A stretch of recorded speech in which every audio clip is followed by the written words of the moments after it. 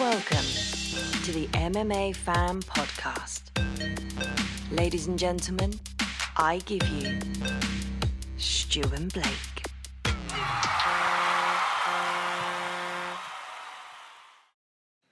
Hello and welcome to the MMA Fan Show. I am Blake Harrison. Joining me as always is Stuart Whiffin.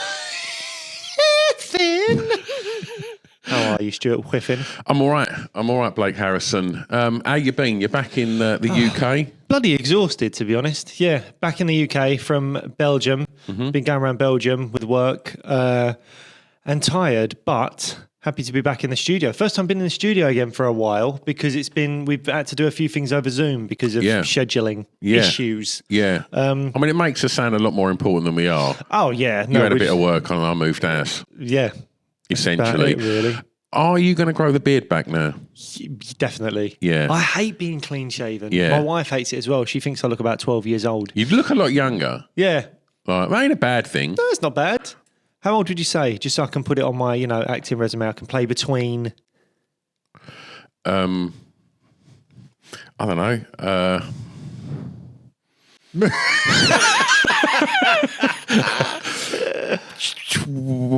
27. I mean, I think that's absolutely ridiculous. There's no way I can play 27. How old are you? 38. 38. How old was you when you was playing Neil? Started when I was 22, and that was the crazy thing about that show, is that between the first series, which was 2007, and the movie, which was 2014. So 7 years went by in our real human lives. Yeah. And the characters aged about 18 months in that time. So I think I was about 29 or 30 doing the second film. Wow. And still playing like an 18-year-old. So that if we look at that and we shift that whole block forwards to now, you could play a 27-year-old. There you go. Yeah. There you go. Youthful genes. It's all that oil of Olay. That's what my mum used to say. It's all about a shave, essentially, I think. Yeah, that too. Yeah. Yeah. If you shaved, how old would you look? 70. I don't know. Do you know what? It does take a few years off, but since then I've gone grey. So yeah, I don't know. Well, that's the problem. My beard gets so grey around the chin now that it ages me. The amount of times I've met someone, it happened at a Cage Warriors event. We were at a Cage Warriors event, and like some people recognised us and come over and had a chat, and he was like, "Oh, you've got old, haven't you?" And he was scratching his chin as he said it, as if to indicate my grey chin beard. Rude. If you see someone you recognise off the telly and you want a photo with them, probably don't say stuff like that. Oh, you've got old? Jesus Christ! What happened to you? Oh my God! Put down all the drugs and the drink! God!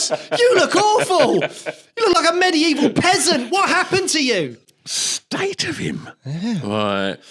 Anyway, before we get on with why are we doing this show? we've got to talk about UFC 302, but not just yet. First of all, we need to talk about our lovely sponsors. And the first one we're going to talk about today is Ferocious Fightwear. If you're watching this, you can see in front of us the rash guard and the shorts, the wraps and the gum shields. Go check them out. They're a cracking little company, and I say little with affection because they're a small business and they're growing at the moment, and they've asked us to help them grow. So if you can go and check them out, give them a follow on the social medias, then their little bit of sponsorship for this show will really pay us back in kind. So if you can do that, that will be wonderful. And not only that, they give you a discount. If you can go to ferociousfightwear.com, if you put in the discount code MMA Fan Show 15, that's MMA Fan Show 15, you will save yourself some pennies on your order. So go and get yourself kitted out. Ferocious Fightwear for all your training requirements. We got another one, and that's Fat Candy.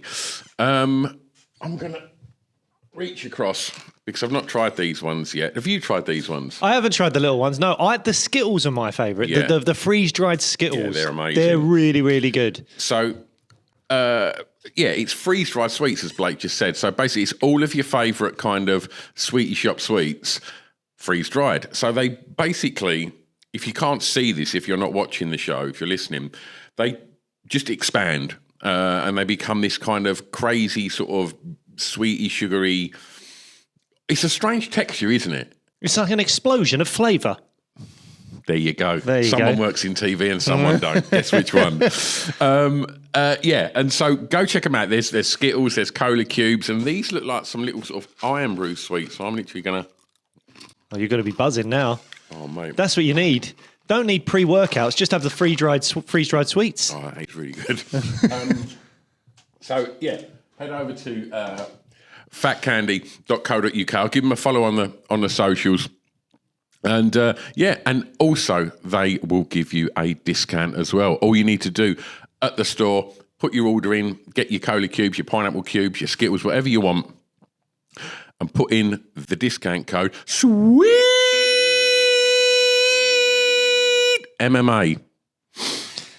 I look forward to that. I know you do. It's your new favourite thing to do. That is, just so you know, Sweet MMA spelled SWEETMMA, not with a million E's in there. Yes.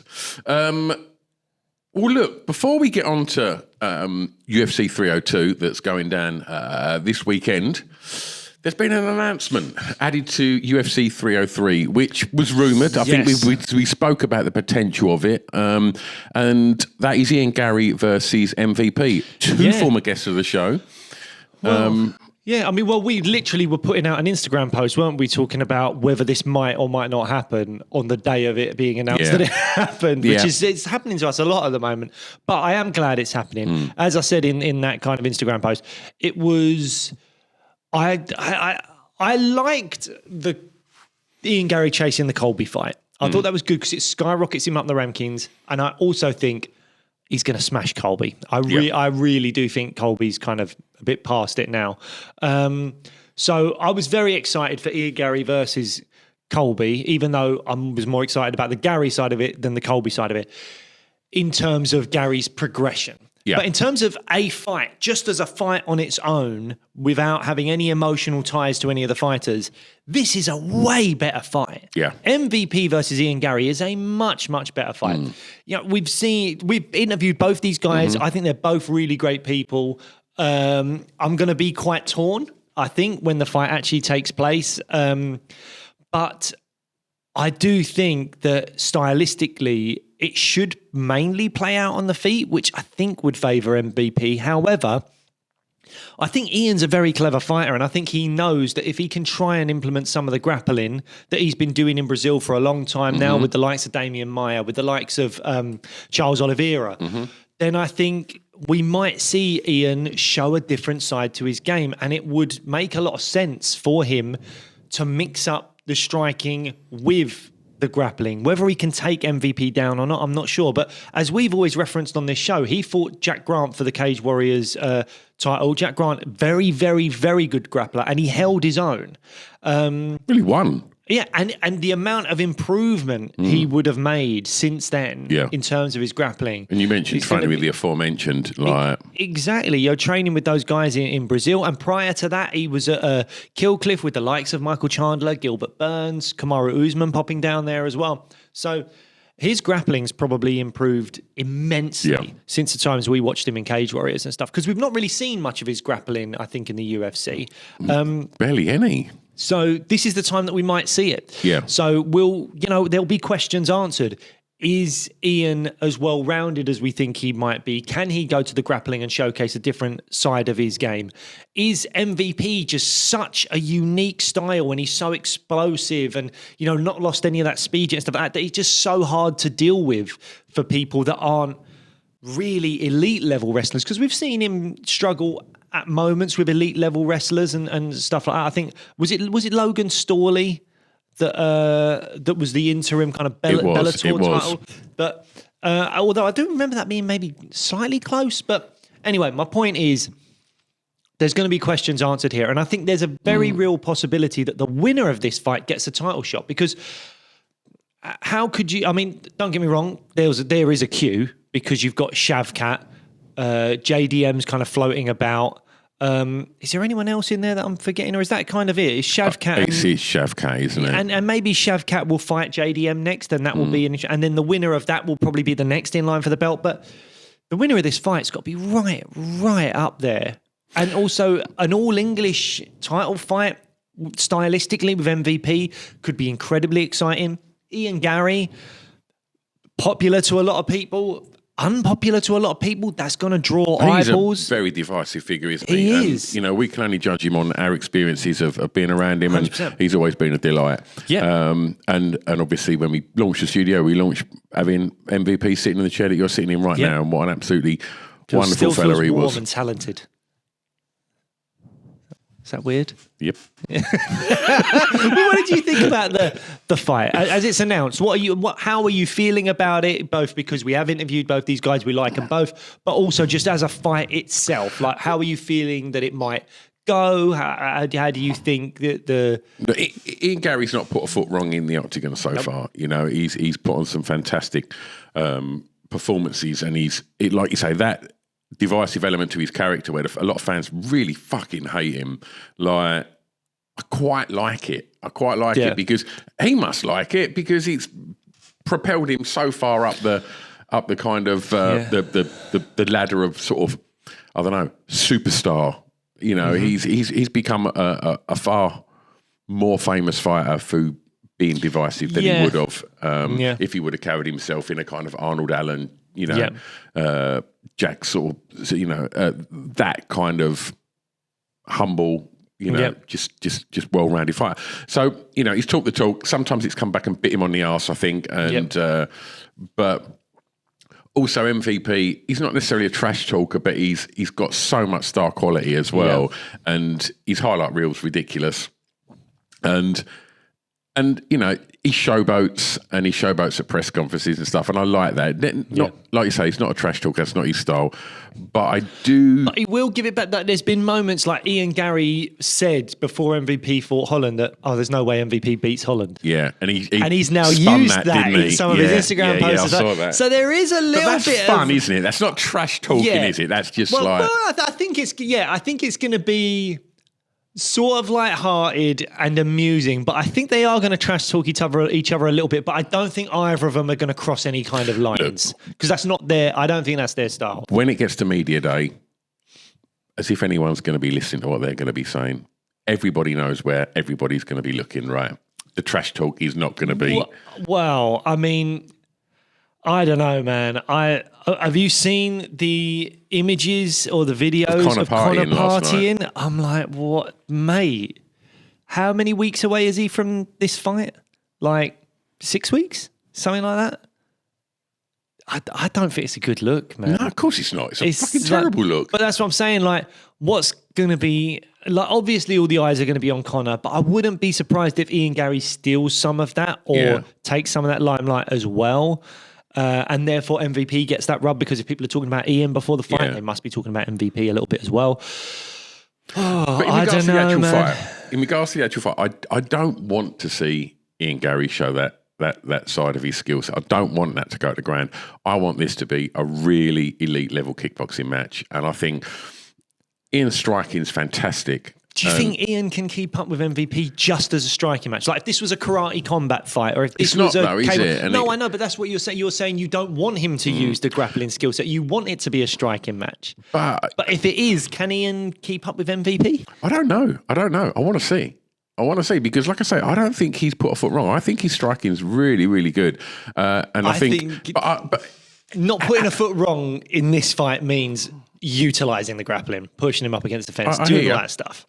But, we need to see fighters evolve and deal with the style that MVP has. And I'm interested to see how Ian Garry does it. And I hope it's through sort of really, impressive and good movement and good counter strikes. But I don't know. I'm really excited to see the fight. I know when there's two, fighters from GB that are on trajectories, you don't really want their paths crossing, but I really think this is a fantastic fight, and I'm really excited for it. Just before people get upset, Ian Garry isn't British; he is Irish.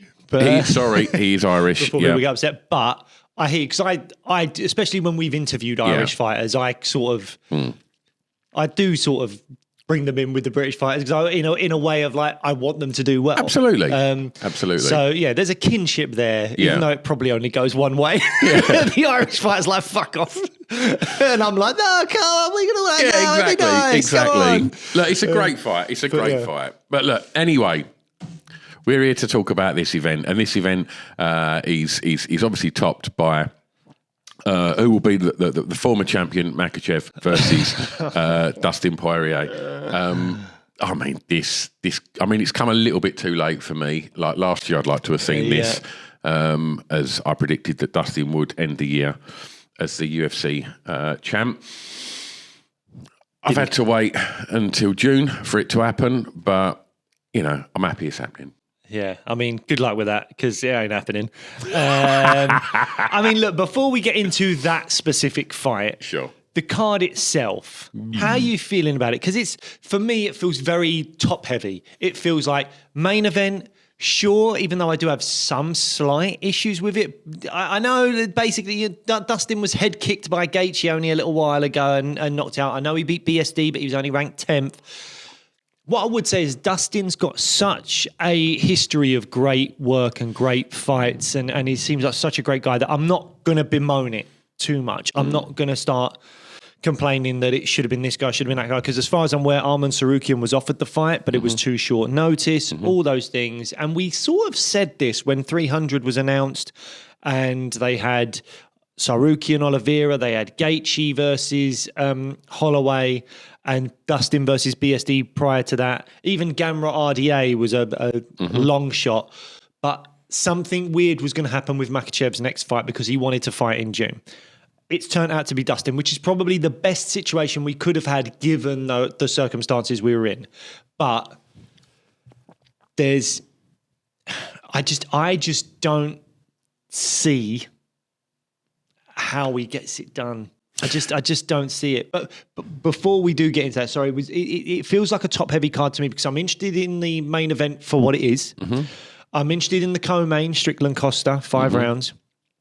Other than that, there are fighters I like and fighters I'm interested in, but there aren't fights that I'm overly invested in. Like, there's not two fighters going against each other where I go, I'm really interested in where this takes this fighter. And always that. It feels like the stakes are relatively low. There's a lot of fighters that are coming back from, they were on a great win streak, and then they've got beat, and this is their fight back. Absolutely. And we'll get into all those in a bit. But how are you feeling about the card as a whole? I can only mirror what you said. Over the weekend, I thought, right, let's have a little look through this and see what we're going to be chatting about. And I'll be totally honest with you, apart from the main and co-main, the rest of the card, I'm not going to be super hyped about. And yes, I love Kevin Holland. I'm interested in Jane Almeida, but Randy Brown as well. But I don't know. I think maybe it just comes down to the fact that we have been spoiled lately. Yes. That, our expectation. I saw a post the other day on one of the forums, and it was like, would you like less cards, but they be better cards, or do you like the consistency of pretty much, let's be honest, pretty much every weekend now you get a UFC? What would your answer be to that? I quite like a regular UFC. Oh, see, I'd like less cards. Oh, really? Yeah, I'd like less cards stacked. Yeah. Like, I'd quite happily do a card every other week. Yeah. Or do,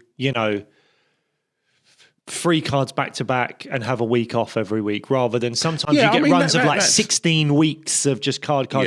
And you do find some of these Apex cards in particular or something like that, you're like, there's not really much going on here I'm interested in. It's headlined by, I don't know, just either some heavyweights that are kind of ranked 10th and 14th or 2 female bantamweights that are ranked 6th and 10th. And there doesn't feel like there's a huge amount going on. Those fights are great if they're like the featured fight or maybe the co-main. But the main event, like, you want something a little bit more spicy. I hear you. I hear you. So, yeah. So how do you see Dustin winning this then? You won't let it go. Look, I genuinely would love to see Dustin win this. Is this heart versus head?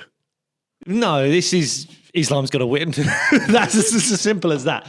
I just don't see Dustin win. However, if I I would be quite shocked if Dustin pulled this off. However, I would love it. Like, I'm not out here wanting Dustin to lose. I'm not praying for Dustin to lose. I think story-wise, it would be amazing. Because I think there's a very strong argument that Dustin is the greatest fighter to never have won a UFC undisputed title. Yeah. I think you have to throw Tony Ferguson in that mix because 100%. There was a point where he was on a 12-fight win streak. I know that people look at Tony's career over the last 6 fights or so and go, but that's not the place you want to be looking. Yeah, but prior to that, it was great. I mean, Romero was a very, very good fighter. But I think Dustin, I can't think of anyone off the top of my head right now that I think was or should have, So I was reading in that this level. morning, you mentioning Tony then and you know, his legacy. Obviously, we never got that fight with Khabib, which we'd love to have seen. And I was reading an interview with Khabib this morning, and he was sort of saying that initially Makhachev's camp was saying this is going to be a first round submission, and Khabib said otherwise. He said, "Look, I've been in there with Dustin. Like he's, you know, and I'm basing this on what I remember. You know, he was essentially saying, look, he's a warrior, you know, and." I don't see someone getting him out in the first round. I think he's very durable, and obviously Khabib's been there, and he knows what he's facing. I mean, how much do you think that's going to bring to Makhachev's, you know, gain having, you know, Khabib in his corner? Yeah, massively helpful having Khabib there. Just in general, having Khabib there hugely helpful. But the fact that he's been in there with Dustin as well, I do think he can submit Dustin. Maybe not the first round, but I think second, third, fourth round. But I also think it could go to a decision, but quite a lopsided decision. Dustin's just a warrior. He's not going to, he maybe doesn't tap or he just survives, but he's not in a position to really land any decent strikes. Look, humour me, right? Go on. In a world where there's a potential that Dustin wins this, right? Sure. Look, I know it's tough. You know, I just love Dustin Poirier and I want to see it happen. You know, you look at the odds and stuff like that on it. It's, you know, no one is picking Dustin Poirier to win this fight. How can Dustin Poirier win this fight? If Islam falls in love with his striking a bit too much, then Dustin can win this fight. Because Islam's actually... We saw that with Benoit, right? Well, the one thing I would say about the Benoit fight is let's remember the first round and even the start of the second round. He was taken down and he was... at points kind of put in some very, very bad decisions. I think at one point Benoit flattened him out on his stomach and it wasn't good. I mean, credit to Dustin. He did everything he needed to do. He came back. He did well. Benoit Saint-Denis is a very reckless striker and that's what led to Dustin being able to counter-strike him, clip him and finish him. Islam Makhachev is not that guy. Islam Makhachev is a defensively quite sound striker, underrated striker. We saw that in the first Volkanovski fight. But I think the pathway to victory for Islam is very obvious and easy, and it is where Dustin struggled in the past with the likes of Khabib and with the likes of maybe Charles Oliveira as well, is in the grappling. Of course. And so if Islam wants to try and prove some kind of point and just strike with Dustin... He don't strike me as that kind of fighter. He doesn't, no. I think he seems like a sensible fighter. I think he's going to try his best to push Dustin up against the fence and take him down early and wear on him and try and get a submission because I think he knows that's where Dustin lacks. The other thing that is maybe something to bring up is Dustin Poirier's been talking about potentially retiring after this fight, win or lose. Okay. Is that a good mentality going into the fight? Does that mentality make you go, I'm just going to give everything? Like, I'm not going to tap. I'm going to just pass out. I'm going to go out on my shield because this might be my last one. So I ain't tapping to it. Or is it he's already slightly got 1 foot out the door? I'm going out on my shield is not something that would be new to Dustin Poirier again in this fight. That's his style. You know, he's all heart. He's always been that guy. I think if, you know, smart fighters, you know, maybe know when their time is, and maybe he's been having conversations with his family and going, right, you know, at some point I need to look at this. Look, I've just got my chance to win the belt. If he doesn't win this, he's not going to be fighting for a belt again. Like, not for a long time. Well, definitely not for the lightweight belt, you would imagine. Right. So, I mean, he is a huge star. He's someone a huge star. He could probably move up to welterweight, have a top 5 fight, and then fight for the belt. BMF is potentially there, maybe. I mean, he's beaten Max Holloway twice. He could do a BMF title fight. So there's still big fights for him. There's obviously Conor, even though I think even Dustin said, I don't think that will happen now. Yeah. But yeah, maybe he is just like, I've got nothing left to prove. All I want is the undisputed title. And if I can't get it, what's the point? Yeah. So, and I think that's a perfectly rational thing to consider. I don't think that means he's got one foot out the door. I really don't. I think he's just being realistic with his situation and his career. And I just think it could mean that we're just going to see an absolutely fantastic fight this weekend. And I really hope Islam does choose to strike a little bit more, and it's not just a mauling, and we just see him, him just being ragdolled around. I don't think that's an exciting fight. I know you think I'm a hater of the wrestling. I'm not.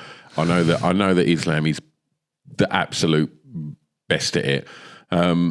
But I'd like to see a couple of rounds of really high level striking. I mean, you might get that, because I do think Islam's got good striking. Here's a question: does Dustin Poirier jump 2 or more guillotines in the fight? Or does he actually listen to his corner when they say, don't jump a guillotine like against Ben Marsanti? Or does he just go, fuck it? Because have you heard that he said that if he does submit Makhachev with a guillotine, he's going to create a bronze statue of it for his front garden?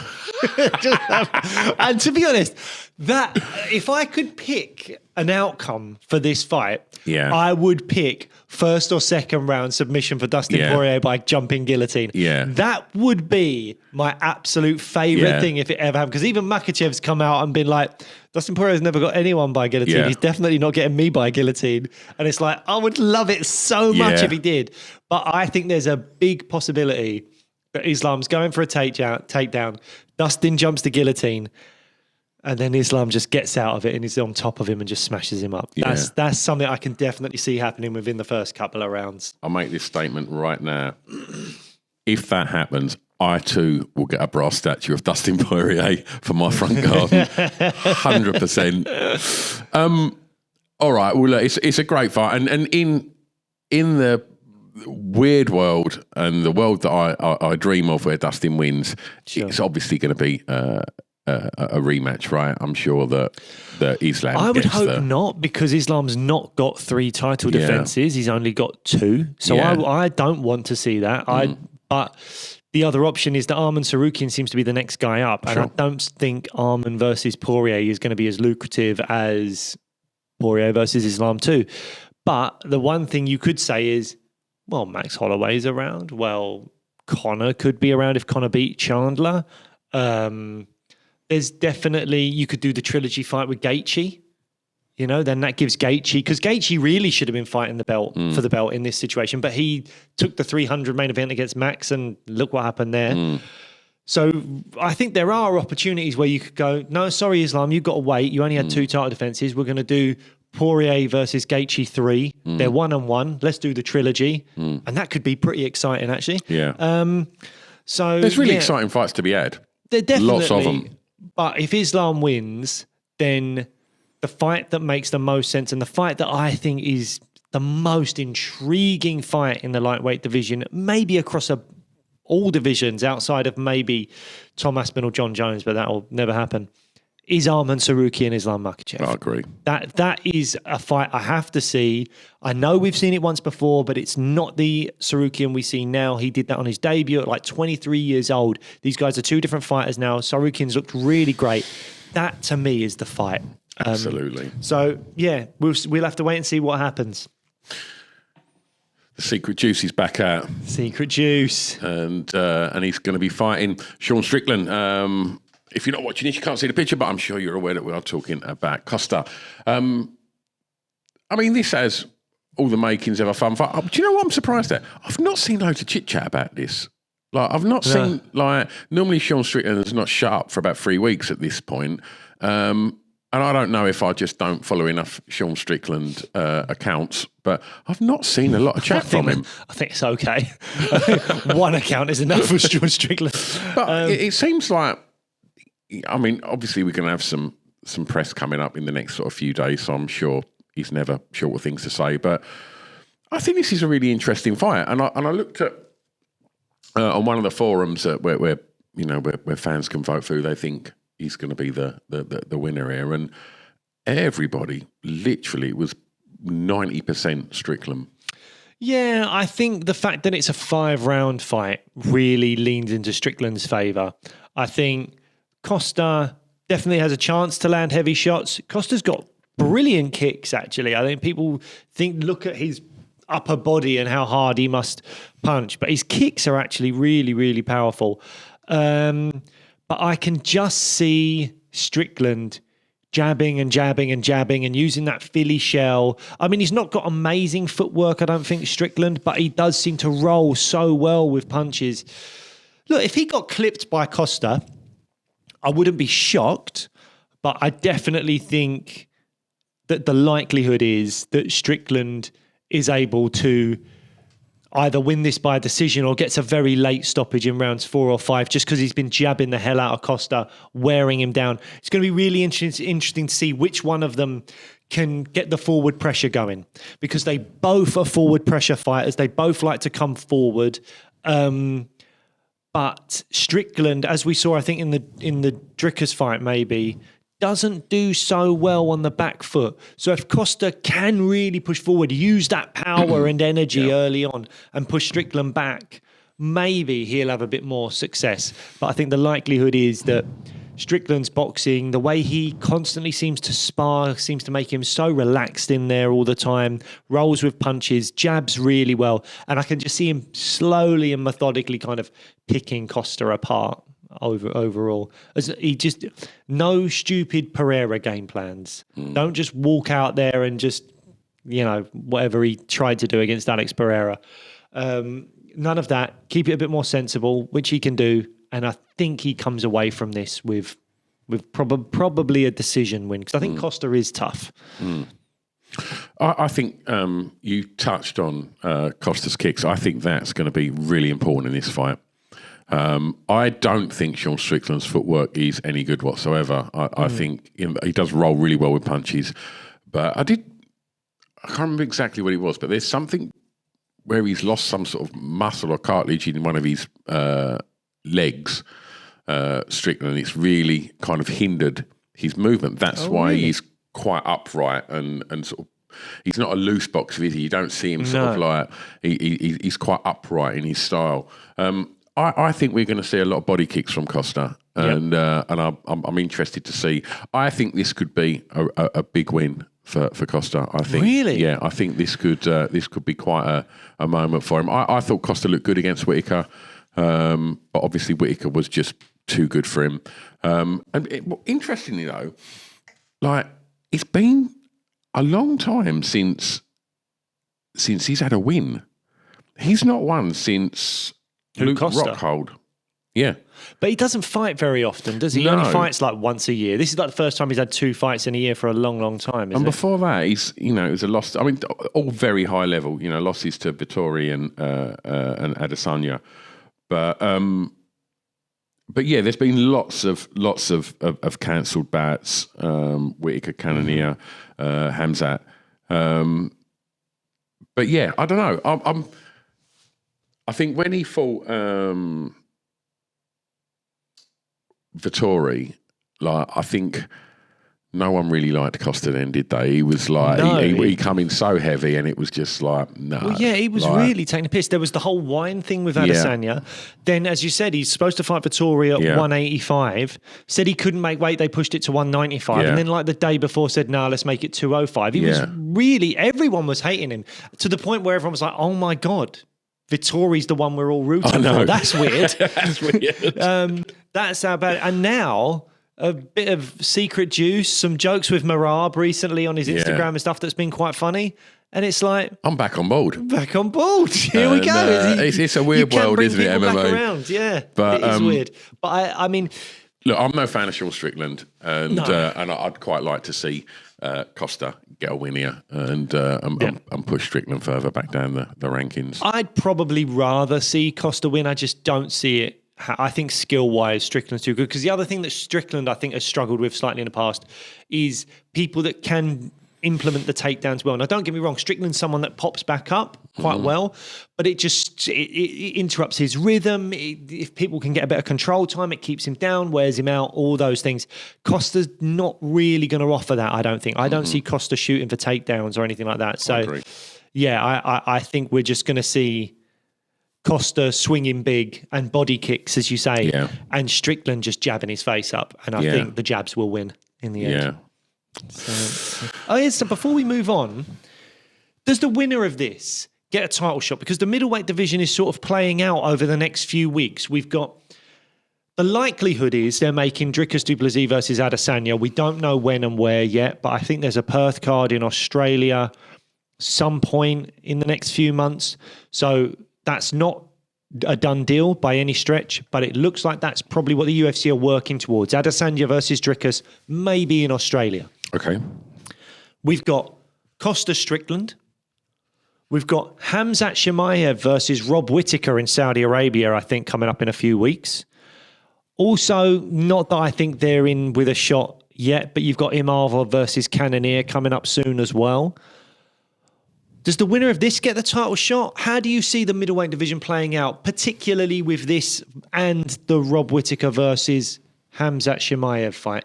Dana did say, I think, that Rob Whittaker-Khamzat was a number one contender fight, but in my head, I think that's only if Khamzat wins. What are your thoughts on it all?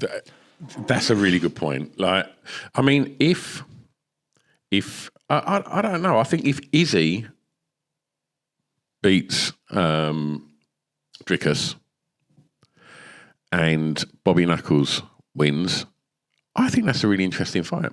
You want to see it for a third time? I mean, I'm liking the Bobby Knuckles I saw last time out. I think they'd rather do Strickland versus Adesanya than Whittaker versus Adesanya. But I think maybe they'd rather do Whittaker versus Adesanya than Costa versus Adesanya. Yeah, I don't know. I mean, I think if Costa gets this win, I puts him right up there in the discussions. Well, Sean's number one, so if Costa wins, he could be number one. Costa versus DDP is a fun fight. Mad division, isn't it is, but it's gone from being a division that I think 2 years ago or even 3 years ago, one of our early episodes was like the state of the middleweight division episode, and we were just kind of going, it's in a bit of trouble here. But no one thought that Sean Strickland was going to be the middleweight champ, and literally thrown every fight, at the time we did that episode, Strickland was probably barely ranked, and if he was, he certainly wasn't someone that anyone was considering to be a title challenger anytime soon. I'm just looking at the rankings now, and it is Khamzat's 10th, but I think if he beats Rob Whittaker, I think he's the one. I think if Khamzat wins, it doesn't matter what happens in any other fight. 100%. Khamzat's fighting for the belt because he's a fresh guy, and I think they're just like, give this guy the title shot. He's been around for too long now, and we've been talking about him potentially being a champion for years and years and years.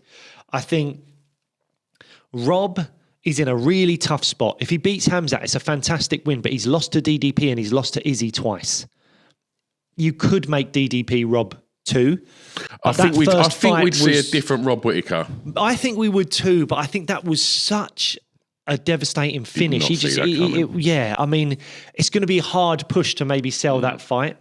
Then with Costa, as we've said, Costa DDP is so much fun. That would be a crazy, really fun fight. Yeah. Costa Adesanya, not massively interested in it because we've seen it. And again, Adesanya just smashed him up. And then who's the fourth? But Strickland. Strickland is the only guy I think that with a win could fight either guy. Because the DDP fight was very close and he has a win over Adesanya. So I think Strickland's the guy. Khamzat's the guy that with a win, he should get the title shot. But outside of that, the person with the best opportunity, I think, is Strickland because it doesn't matter who wins out of DDP and Izzy if that fight is made.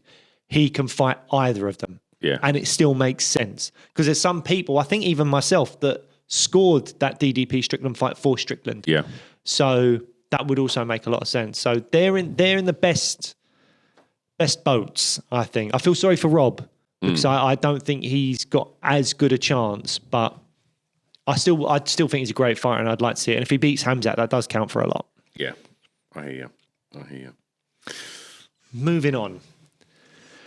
Kevin Holland, has he gone back up to 185 now, I think, for this fight, to fight Mikhail Oleksiejczuk? Is that back up at 185? We'll check in a minute. But both guys are fun fighters. Like, I don't think either of them are going to be title contenders. I mean, Oleksiejczuk's last fight was when he got absolutely battered by Michel Pereira. Yeah, so Kevin Holland's moved back up, which, you know, I was more interested in seeing him at welterweight, but clearly he's lost to Wonderboy, he's lost to MVP.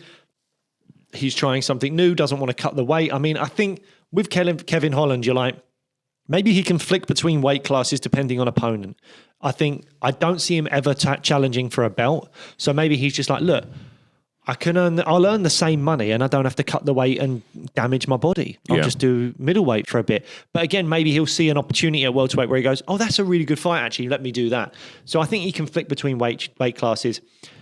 Oleksiejczuk, last 5 fights have all been finishes, whether he's won or lost, 4 coming in round 1. So I really think that this is going to be a good fight, a fun fight for the fans that leads into that co-main event.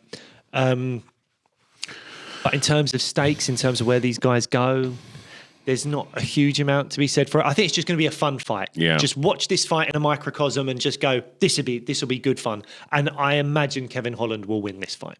Okay. Some big boys. Jailton Almeida coming off that loss to Curtis Blades, where I'd been saying for a best part of like a year or two, once he comes up against the big boys that can wrestle, he will struggle. And that's what happened. Yeah. Although he did impress me, the fact that he was able to take Curtis Blades down. Mm-hmm. I was not expecting that at all. Romanov is someone that can wrestle, but has also had some kind of cardio issues in the past. This is a really interesting test for Jailton Almeida because I think he has been putting on size a bit of late, but he definitely was a light heavyweight. Yeah. Not a light heavyweight, a light heavyweight that could have made light heavyweight. Stop saying light heavyweight. Really? Okay. But yeah, Romanov is not a light heavyweight. He's a heavyweight. He's a big boy. Yeah, and again, good grappling and wrestling. He has shown that he can kind of really lift people up, slam them down, all that kind of stuff. But he does seem to gas out a bit. So I don't know. I don't know how this fight's going to go. I think this is a great test for Almeida. If he loses this test, I think it would make a lot of sense for him to try and drop down to light heavyweight. I think that would make all the sense in the world for him. He was someone that was weighing in for heavyweight fights at like 220-something, 230-something. He can definitely make the weight if he tries hard. And I think he's just giving up too much size with people that can grapple. We've seen with Derek Lewis, who's not a very good grappler, that he can dominate him. I was very surprised at what he was able to do to Curtis Blades, but then he took a big shot whilst he was going for the takedown. And the guy was, I think, just too heavy for him. You think there's more opportunities for him as well in light heavyweight?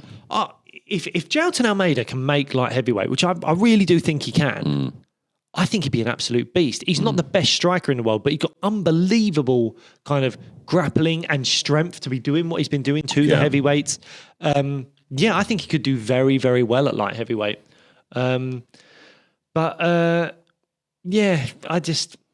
Again, it's a fight that I'm like, oh, okay, this is interesting to see maybe what happens, but I'm not overly invested. Yeah, I think it's not the most exciting. But yeah, I mean, looking at Almeida and then I'm just pulled up the light heavyweight rankings. There's some fun fights there. Yeah, go on, list a few. Jamal Hill, even like Almeida versus Blachowicz. Like a couple of big light heavyweights there. That could be a really interesting fight. Khalil Roundtree.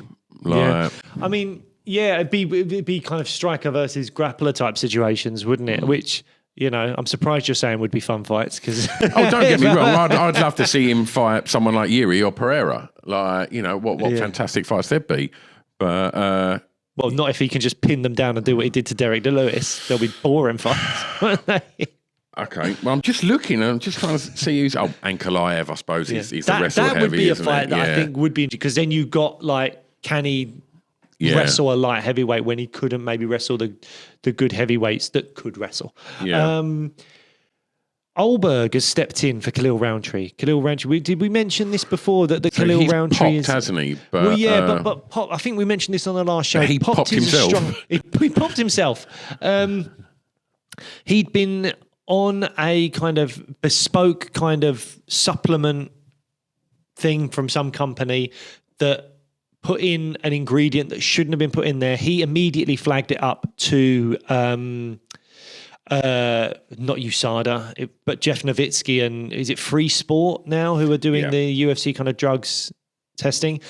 So good on him. Loads of respect for Khalil Roundtree, but unfortunately, because he's ingested that supplement, he now cannot compete for a little while. He has to be suspended. But Carlos Oldberg has stepped in to fight Jamal Hill. Good on Jamal Hill taking this fight on short notice because Carlos Oldberg has looked very, very good, but he hasn't really been tested yet. So it's one of those ones where maybe he's getting Carlos Oldberg at the right time because Carlos Oldberg has only had one loss, and that was in his UFC debut to Kennedy Nzechukwu. And then he's gone a 6-fight win streak since then. But all of his fights have been against, I think, unranked guys. I'm not sure if Alonzo Menafield was ranked in his last fight. Maybe he was.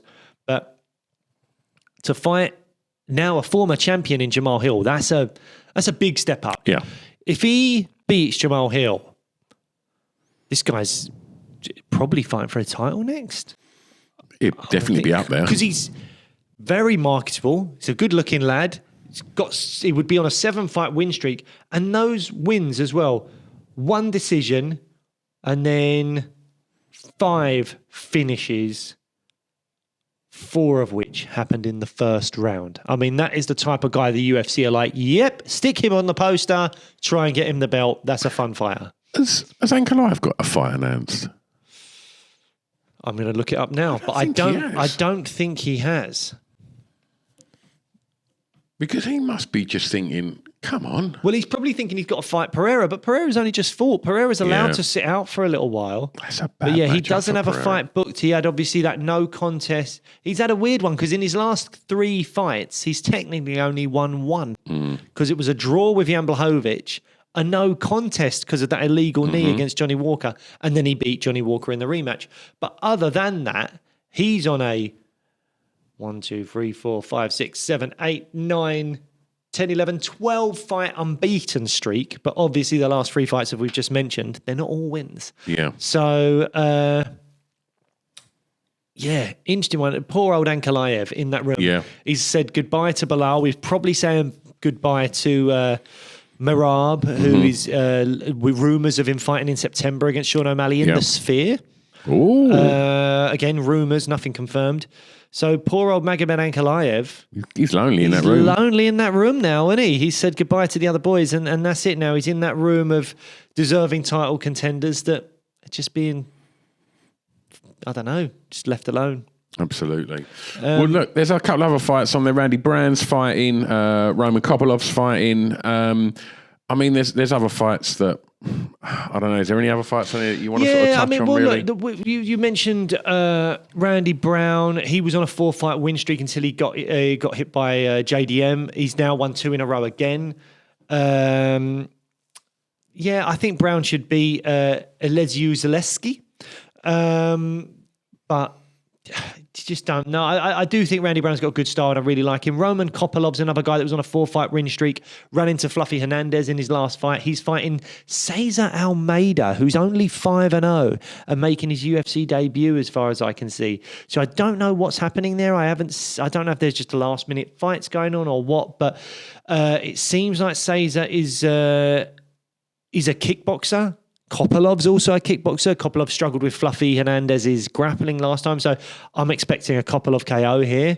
And then Grant Dawson, another guy who was on a big win streak, was unbeaten in 9 fights until he ran into Bobby Green in October of last year. He's expecting, I think, to bounce back against Joe Selecki. Selecki, he's lost to lesser competition than Grant Dawson, in my opinion. Jared Gordon, Draco Close.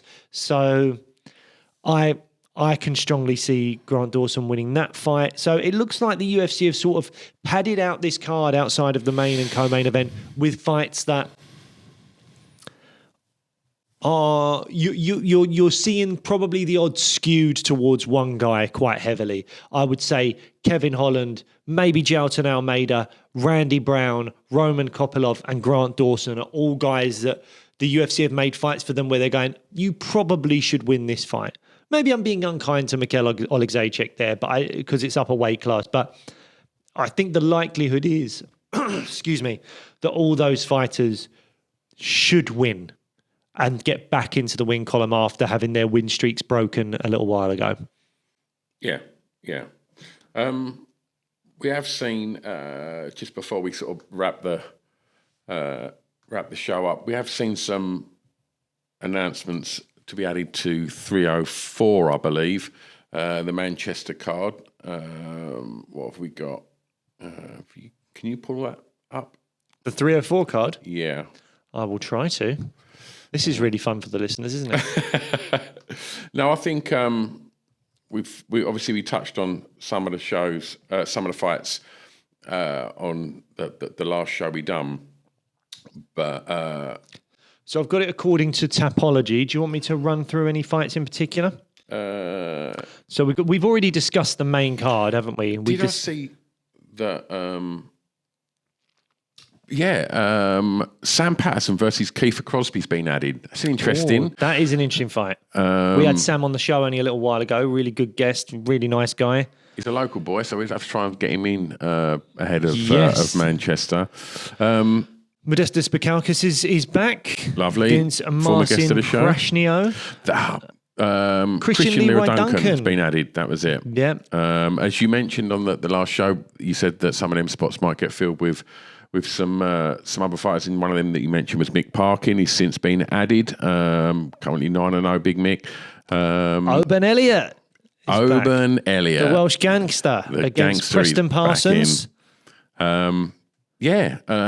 And two Irish fighters on. Well, obviously we've mentioned Kiefer Crosby, but two Irish fighters fighting non-UK fighters: Shauna Bannon against Ravina Oliveira, and Kaylan Loughran, who we've interviewed on this show, against Raymond Tavares as well. That is for British fans. That is a cracking card. It is, and obviously we have to shout out the Londoner, the Cockney, Nathaniel Wood, taking on Daniel Pineda. And Nathaniel Wood, congratulations, had a baby recently as well. Mate. And I think maybe there was some complications there because they seem to be in the hospital for a long time, but they've gone home now. So big love to Nathaniel Wood and his little family now. And hopefully he can get a big win against Daniel Pineda in Manchester. Yeah, absolutely. Looking forward to that card. Right. All that leaves us to say is enjoy the fights at the weekend. We'll catch up with you next week and give you all of our thoughts for what they're worth on how them fights went down. We'll obviously be celebrating with you that there's a new champ. In the meantime, if you're going to be training this week, head over to Ferocious Fightwear, grab yourself some Ace Clobber, and if you need some sugary snacks to keep you up late to watch the card, then head over to Fat Candy. I won't do the discount code again, but the discount codes for both of them, we talk about at the beginning of the card. So the beginning of the card, beginning of the show. How lackluster. If you want a code for Fat Candy, it's Sweet MMA. And if you want a code for Ferocious Fightwear, it is MMA Fan Show 15. That's 15. I had to hand things over to the professional actor. You just lost the ability to speak apart. There, didn't you? Fell apart. Your tongue swelled up or something. Blah, blah, blah, blah. I don't know what's wrong with me. I don't know. Well, we're all tired. See you later. Bye. Sleepy time.